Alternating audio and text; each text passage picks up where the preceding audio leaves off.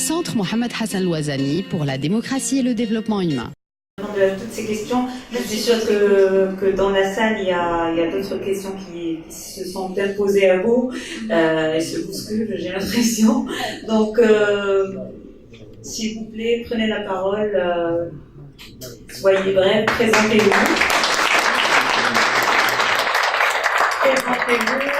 Posez vos questions et on nous fera un plaisir de vous répondre.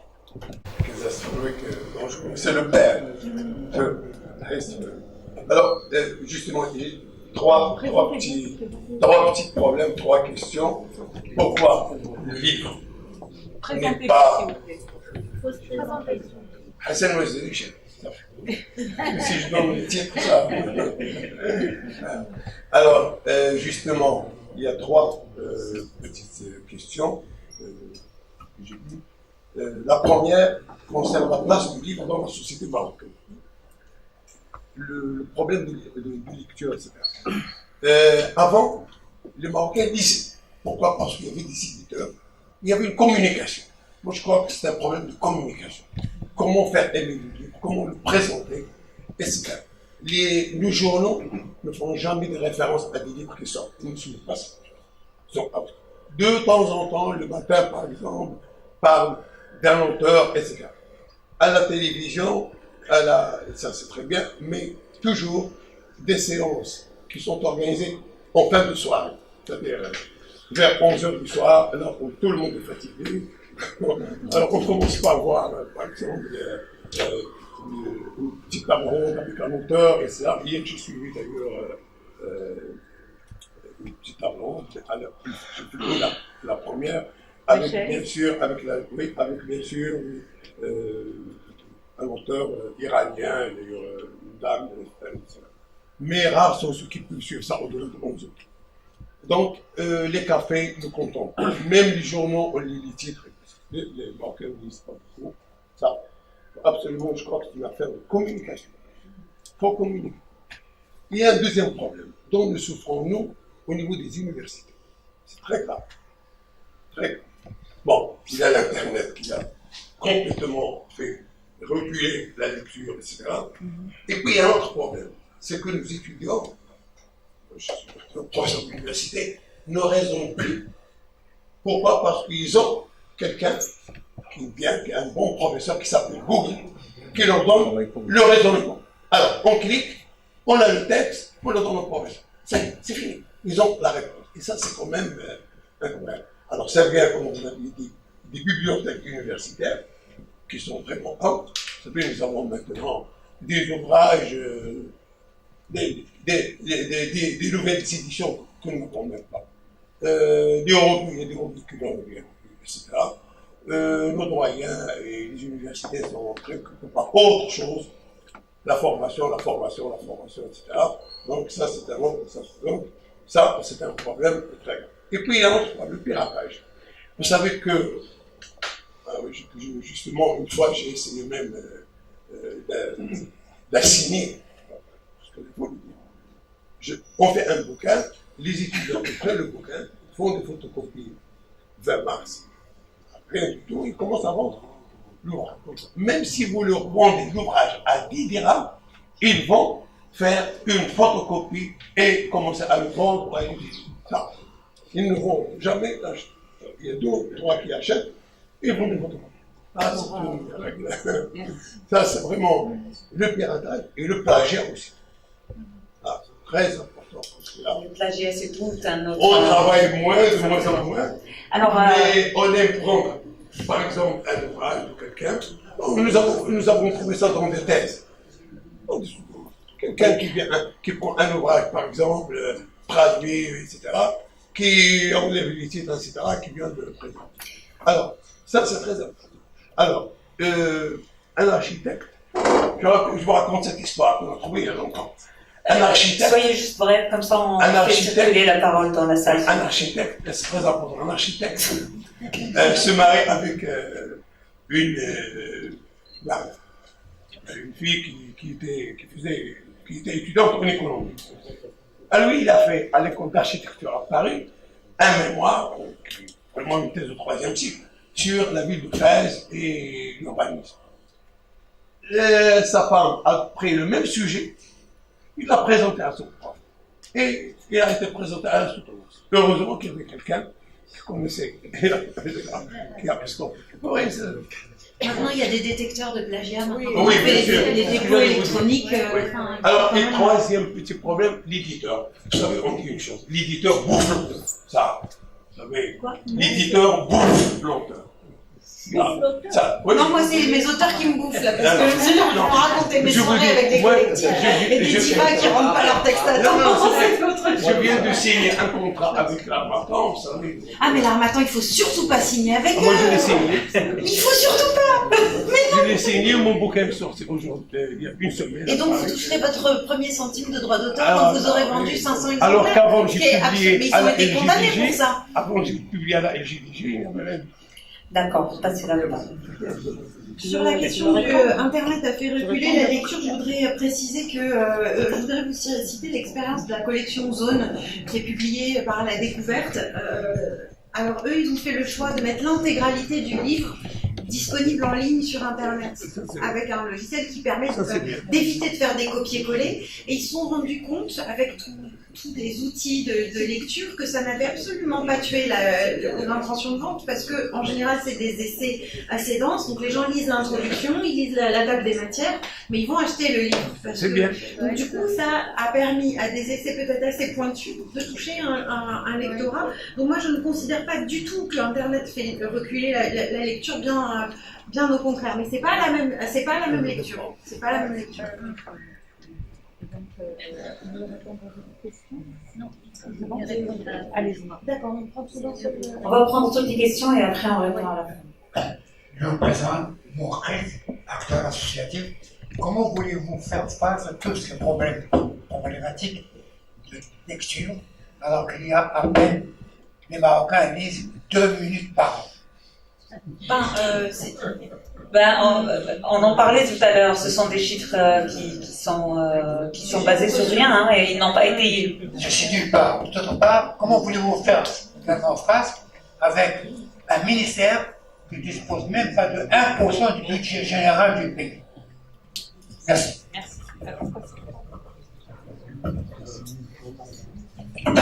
Oui, mon associatif, tout d'abord, je remercie Madame Rosen d'avoir organisé cette conférence, Madame Toua qui présente cette séance, et Madame Zassouloui pour son exposé. J'en retiens en tout, hormis les remarques que vient de faire C. Hassan et C. Mourkid, que la situation de la filière du livre au Maroc est très préoccupante, malgré que nous avons quand même des auteurs qui écrivent en arabe, en espagnol, en français, en anglais. Cet aspect polymorphe n'a pas permis l'essor du livre du Maroc. Je retiens les 2 minutes de lecture par an, les 600 bibliothèques au Maroc. Je crois que la majeure partie, sinon la plupart, se trouvent au nord. Qu'est-ce qu'il faudrait faire Est-ce que c'est un programme du ministère de tutelle, partagé bien sûr avec le ministère de l'Éducation et de l'Enseignement? Est-ce qu'il faut créer des bibliothèques des écoles primaires, inciter les enfants? Est-ce que c'est volontaire aussi? Je crois, on revient pas à l'autre ère. Nous sommes dans un autre ère. On dit, il faudrait bien penser à inciter les enfants justement à lire. On se pose la question, quelle est la solution? Merci beaucoup. D'autres questions dans la salle? Il y a... Bonjour, je prie ma première remerciement pour l'organisation, cher intervenant, pendant l'assistance, professeur Rayo Valenti, l'école de la marine marchande, ISEM. Bref, je ne vais pas aborder la relation affective, qui est une relation morose, dans les meilleurs des cas, atone. Je vais plutôt me pencher sur l'aspect psychosensoriel du Marocain. Certes, le Marocain connaît mes propos en guise d'autocritique, s'il vous plaît. Le Marocain est un être auditif, certes dégustatif, ce n'est pas notre job. Donc, dans les meilleurs des cas, comme l'a souligné Madame Salini, on recourt à la lecture pour se documenter, pour appuyer les recherches, pour faciliter les tâches professionnelles, etc. Mais généralement, pour les Marocains, ça ne dépasse pas le stade du déchiffrement visuel des signes graphiques, afin de traduire un langage oral.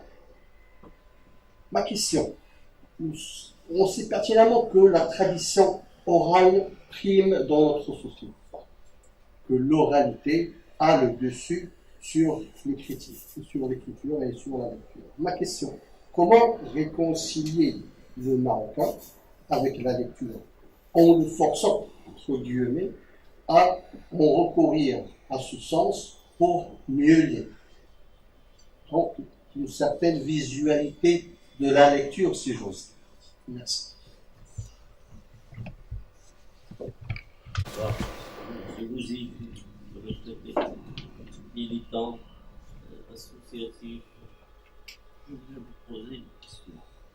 Quelle est la proportion des lecteurs en langue arabe et en langue française? Le nombre d'éditions, le nombre de livres qui sont édités, la proportion des livres arabes et français. Combien de livres sont traduits annuellement en arabe? Alors, tout ça. Et quel est le nombre de francophones au Maroc? Pour connaître, hein, parce qu'il faut cibler, hein, pour votre étude et tout. Il ne faut pas généraliser. Sur un nombre donné, on a des résultats différents. Merci. La tradition orale, ça me permet de répondre globalement à plusieurs points qui ont été soulevés. J'ai entendu l'ancien ministre, M. Sbehri, il n'était pas le seul, dire « Nous sommes un pays de tradition orale qui est passé directement de l'âge de l'oralité à l'âge du numérique ». Qu'est-ce qui fait de tous ceux qui ont alimenté notre vie intellectuelle, sans même passer par ceux qui... tous ceux qui ont nourri la réflexion dans tous les domaines, que ce soit de la littérature, de l'histoire, de l'anthropologie, de la Jabri.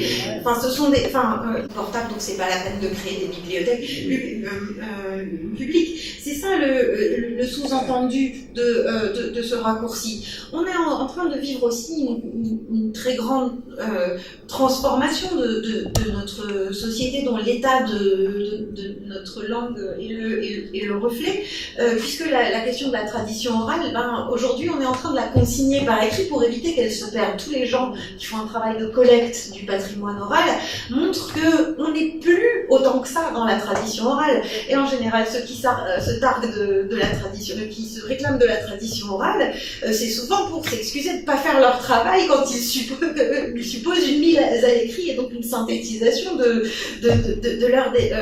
leur démarche. Donc moi, je pense que la question de la tradition orale ne doit en aucun cas être une excuse. Maintenant, oui, pour faire des livres plus attrayants, plus agréables, plus aérés, mais ça relève des techniques et de la maîtrise des métiers de l'édition et du travail du visuel pour faire des livres justement plaisants. C'est une autre problématique, c'est pas du tout une problématique, c'est une problématique technique, pas civilisationnelle. Sur la question des langues, alors le rapport de la Fondation El Saoud qui a été publié en février a retenu 82% d'ouvrages publiés en arabe, 14,5% en français et le reste, la Mazir est à moins de 1% et il y a un peu d'espagnol, un petit peu d'anglais, qui sont mais vraiment très très loin derrière.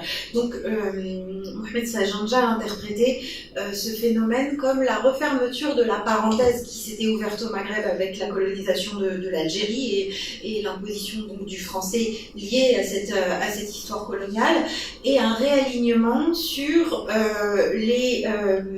peut-être les pratiques linguistiques et culturelles de l'ensemble du monde arabe. Ceci dit, le Maroc n'a jamais perdu son lien avec l'ensemble du monde arabe, d'une part, et d'autre part, ça serait peut-être important de veiller à ce que, à la fois, on vient de publier un livre justement sur ce sujet qui s'appelle Maroc, la guerre des langues, point d'interrogation, libérer à la fois le français de la francophonie avec tout ce qu'elle a d'hégémonique aussi, de programmes politiques quand même assez particuliers, mais aussi libérer l'arabe de l'obscurantisme et de ce hold-up d'une certaine littérature religieuse intégriste sur cette langue. Dire qu'il faut que les langues puissent être à égalité dans la recherche et la construction de modernité. Il n'y en a pas une de modernité, ce sont des cheminements. Et il faut que chaque langue soit reconnue dans sa capacité à produire son apport à ce cheminement, ce qui est pour l'instant encore un plaidoyer qu'on a besoin de faire, de relayer. Alors, voilà la proportion des livres édités. Sur la proportion des lecteurs, j'imagine que ça doit suivre, mais je n'ai pas en tête les chiffres. Si vous voulez, je vous adresse les résultats du rapport qui a été produit par le réseau de lecture au Maroc. Et sur les livres traduits par an, on est à environ 400. La proportion globale, alors on a 3000 titres publiés par an. En littérature et sciences humaines, c'est-à-dire à l'exclusion, enfin ça c'est, je vous cite le rapport de la Fondation El Saoud qui est en ligne sur leur site internet, donc c'est vraiment peu par rapport à 34 millions d'habitants quand même, on est très loin de la France, même de l'Iran ou de l'Égypte qui publient beaucoup plus en proportion. Le rapport entre nombre de titres publiés et nombre d'habitants est quand même autrement dense. Enfin, ceci dit, c'est un chiffre qui est en progression régulière depuis de nombreuses années. La traduction représente donc à peu près 400 titres. Ça n'est pas assez par rapport aux besoins qu'on a par rapport à l'idée de faire entrer dans la langue arabe, d'enrichir la langue arabe de travaux scientifiques qui sont produits ailleurs et dans toutes les disciplines de recherche et de sciences humaines. Et ce sont essentiellement des choses traduites du français vers l'arabe. On a une production extrêmement locale par rapport ce qui est publié au Maroc concerne en écrasante majorité le Maroc. On n'est pas une littérature monde. On accueille peu de plumes étrangères en raison du faible rayonnement de notre production et on a du mal à intéresser les lecteurs à ce qui se passe ailleurs. Je crois que les travaux concernant le Maghreb représentent 5% de l'ensemble de cette production, ce qui est rien. Alors que quand même, quand on voit pour la génération de mes parents, pour eux le Maghreb était une réalité. Ils avaient des amis algériens, ils avaient des amis tunisiens. Il existait le Maghreb. Là, aujourd'hui, c'est quelque chose qui s'est éloigné en raison de l'histoire politique et c'est une refermeture qui est dommageable pour tous. Voilà. Je crois que j'ai répondu. Alors pour revenir, pour juste une petite chose que j'aimerais ajouter par rapport à cette question du lectorat francophone et arabophone, j'étais il y a quelques semaines à Tanger justement pour parler du livre à Tanger. C'est une ville où la santé du livre se porte plutôt bien par rapport au reste du royaume. Et je voulais savoir pourquoi. Donc j'ai fait le tour de quelques libraires et tout ça, éditeurs, imprimeurs. Et il en est sorti justement, je recite Hamid Abou, éditeur et libraire de la maison à la virgule, qui disait que depuis 5 ans, il a de plus en plus de lecteurs arabophones. C'est-à-dire que avant, il vendait beaucoup plus de livres en français. Maintenant, il a de plus en plus de lecteurs arabophones. Et c'est pas des lecteurs qui consomment des livres religieux et tout ça. Ils consomment par contre des ouvrages sur l'islamisme pour comprendre un petit peu les enjeux géopolitiques. Et qui, à sa surprise et à sa joie, que je partage d'ailleurs, il découvre que le lectorat arabophone s'ouvre de plus en plus. C'est-à-dire qu'en 5 ans, il consomme de plus en plus de littérature monde traduites vers l'arabe. Alors malheureusement, la plupart des traductions peuvent être très discutables parce qu'elles sont traduites au Liban et tout ça, où la connaissance en langue ou la rigueur surtout de l'édition n'est pas très élevée. Mais aujourd'hui, le Marocain lit en arabe de la littérature russe, de la littérature américaine, du français, de la poésie, de la philosophie, et c'est très important, c'est très encourageant. Pourquoi Tanger? Alors Tanger, parce que depuis toujours, il y a eu une vie littéraire déjà à Tanger, historiquement parlant. Ça a été une ville très ouverte où beaucoup d'auteurs du monde sont passés par là. Donc il y a cette ouverture et il y a ce mythe tangérois comme quoi c'est une ville qui inspire et qui invite à la lecture et une ville cultivée. Mais en plus de ça, depuis toujours, il y a eu de grandes imprimeries à Tanger. Ce sont des imprimeries qui travaillaient, des espagnols et tout ça, et qui continuent à travailler avec l'Espagne, et qui a fait qu'un jour, ils ont compris qu'ils pouvaient eux-mêmes devenir éditeurs. Ça s'est passé pour beaucoup d'imprimeurs, même à Rabat ou à Casablanca. Et donc, ils ont investi l'édition, et je pense que déjà dans le rapport de la Fondation Al Saoud, l'imprimerie Slik Khawain, je pense que c'est l'une des plus grands éditeurs au Maroc, si ce n'est le plus grand éditeur au Maroc. Ah non, il n'y a pas éditeur, imprimeur. Imprimeur, mais qui édite aussi, qui édite de plus en plus, franchement. Alors, on ne va pas comparer les ouvrages, on est bien d'accord, mais voilà. Et de toute façon, il y a beaucoup d'initiatives citoyennes aussi autour du livre, et qui fait que lorsqu'on part à Tanger, on demande comment on va lire, ils nous disent très très bien. Et c'est frustrant pour nous qui partons de Casablanca où tout le monde se plaint. On part à Tanger, on nous dit non, tout va bien. D'un autre côté, la librairie de Cologne, qui elle est une librairie mythique, mais qui a été rachetée par Pierre Berger et qui fait un travail justement sur la traduction. On nous dit chez eux, par contre, qu'ils ont des lecteurs dans toutes les langues. On vient leur demander des ouvrages en russe, en espagnol, en anglais, et ça n'a jamais changé. Non, voilà. De plus en plus en anglais, justement. Exactement. D'autres questions? Damien Brada Oui. Ma question est, vous étiez dans le dernier foire du livre. On aimerait bien savoir... C'était le salon du livre. On aimerait bien savoir vos impressions sur cette littérature exposée. Votre impression personnelle. Alors, on a le sentiment qu'il y a plusieurs salons en un, parce qu'il y a un vrai gouffre entre une partie très arabophone et très islamisée, on va dire,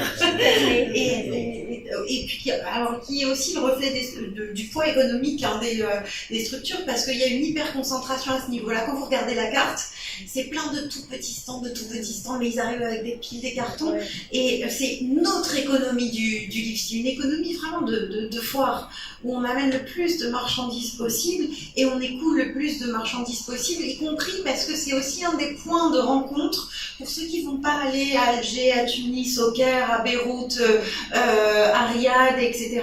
Donc ils partent avec des caisses, avec des remises considérables, mais ils partent avec des caisses qui vont ensuite...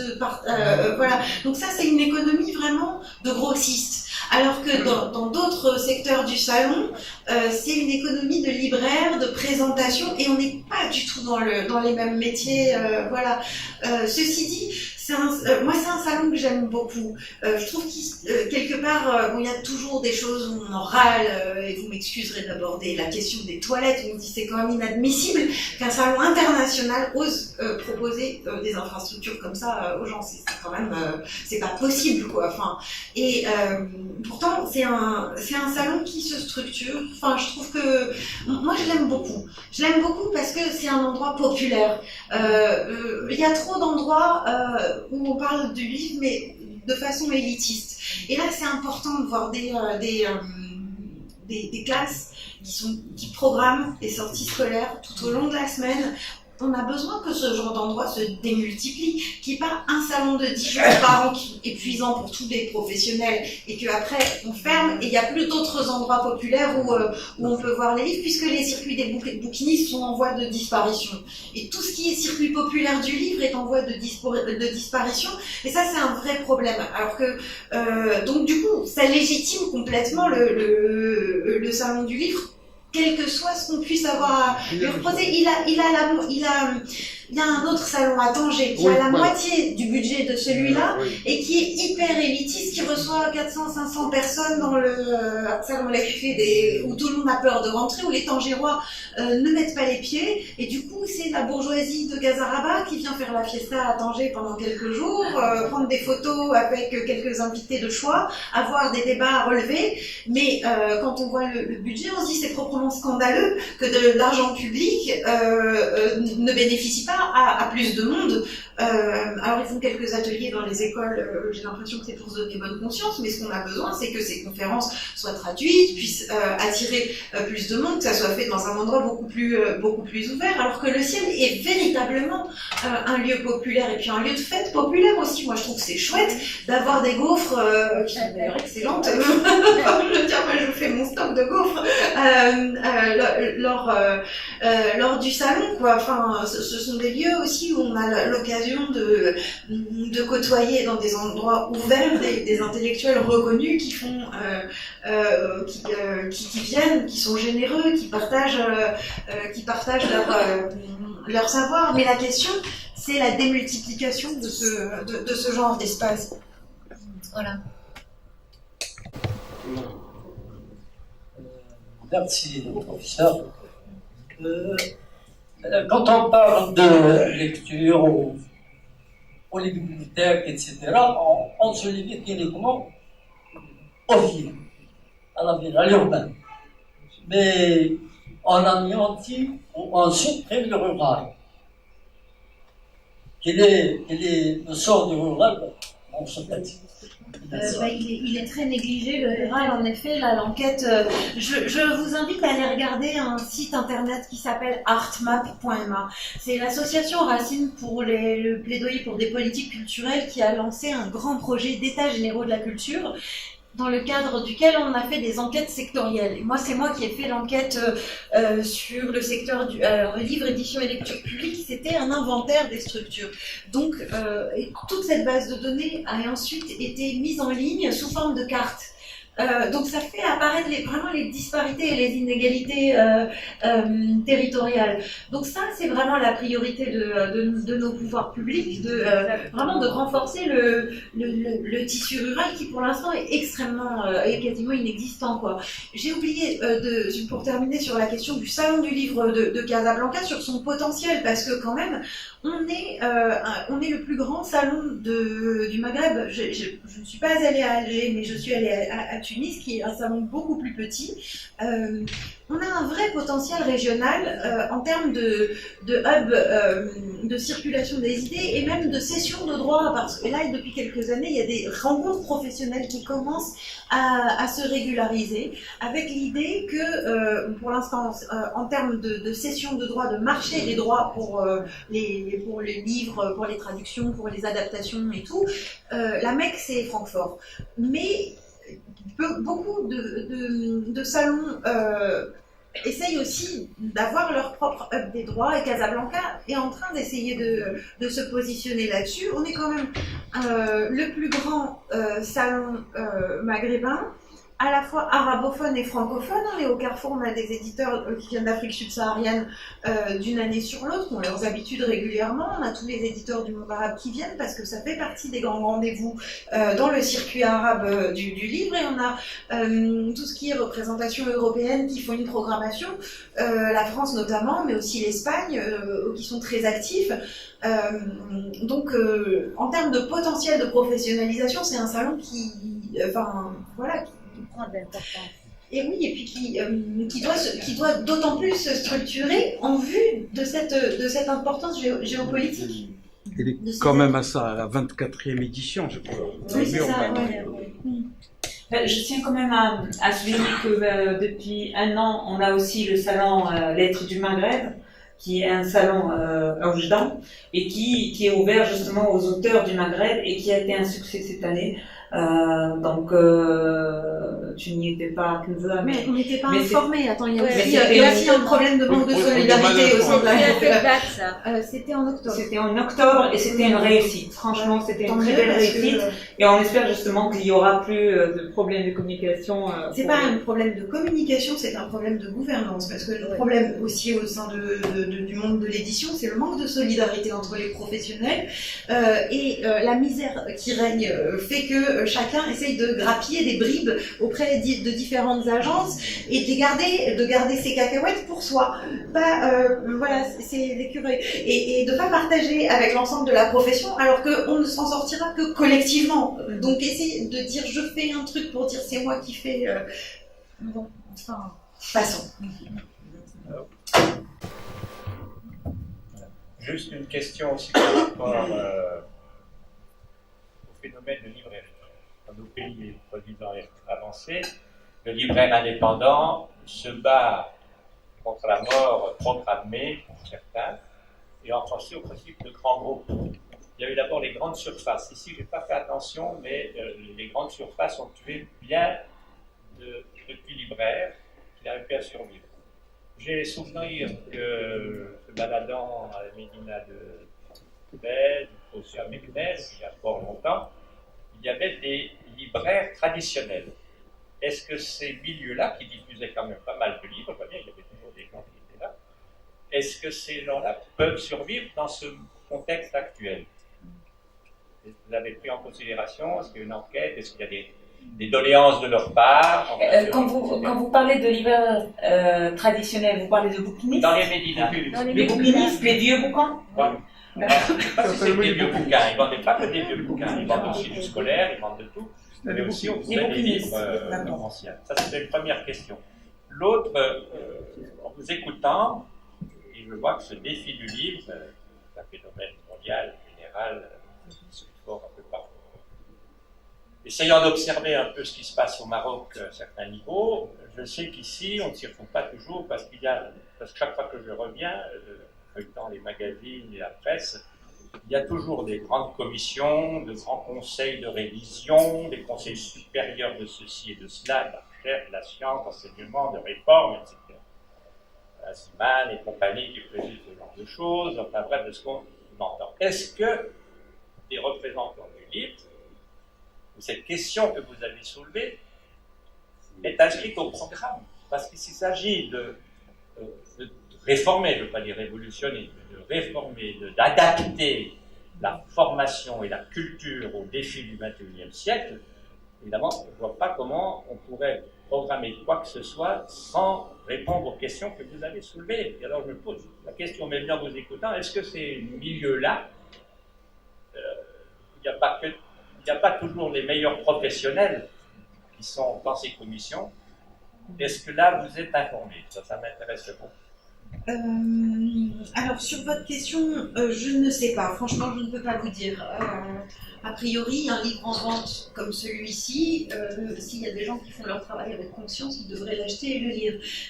La traduction, je pense qu'il peut y avoir dans des commissions des gens qui sont très sensibles à ce genre de questions, mais quand on multiplie les commissions et que dès qu'il y a un remaniement ministériel, on renomme une nouvelle commission pour refaire tout le travail, et la question est du passage à la pratique. Et des ressources humaines aussi pour porter ces réformes-là. Ça c'est régulièrement soulevé à propos des réformes de l'éducation. On se dit, mais qui va au fond être suffisamment compétent et formé pour pouvoir mener à bien des réformes? Et c'est de plus en plus problématique. J'imagine que la question de la place du livre est inscrite également là-dedans, mais n'ayant pas de connexion particulière avec ces milieux, je ne sais pas. Je préfère, je n'ai pas de réponse. Sur la question des grandes surfaces, ça c'est effectivement, en France ça a été effectivement les grandes surfaces qui ont le plus abîmé les librairies indépendantes bien avant Amazon.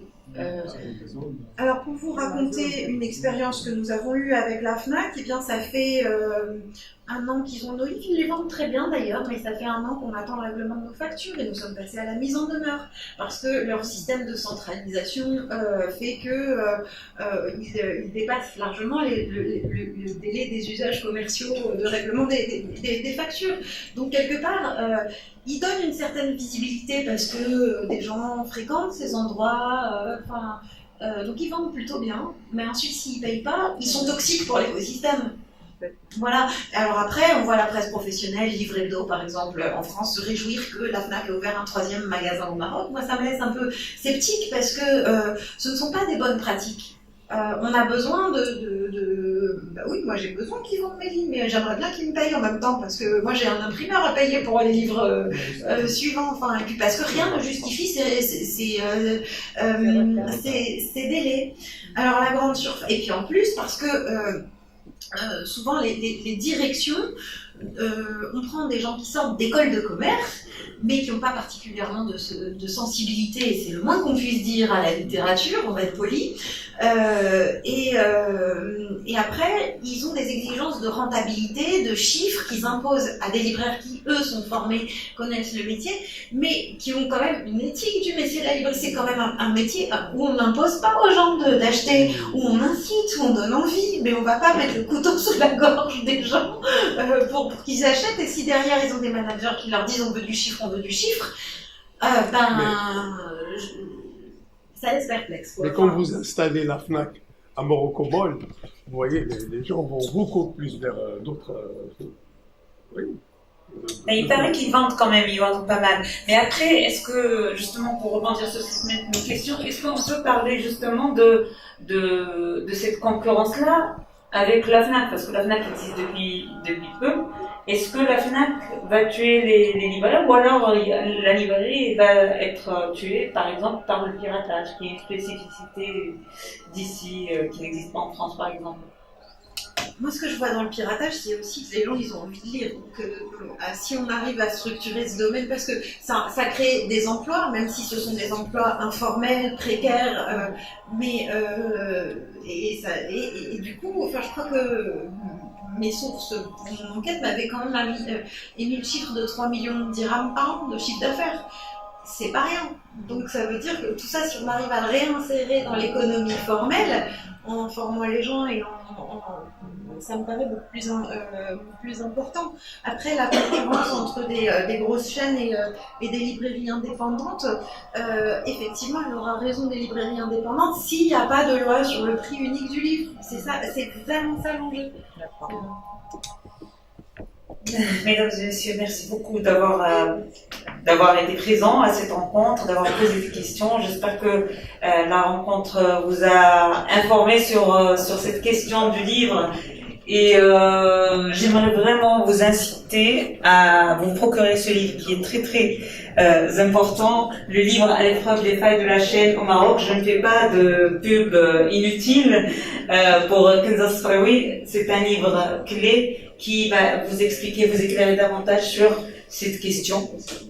Et puis, je vous invite à partager un moment avec nous et en toute convivialité. Je remercie beaucoup le Centre Mohamed Ouazzani de nous avoir donné cette occasion, disons, rare, pas unique, mais rare, d'échanger avec des lecteurs. Merci beaucoup encore et à très bientôt.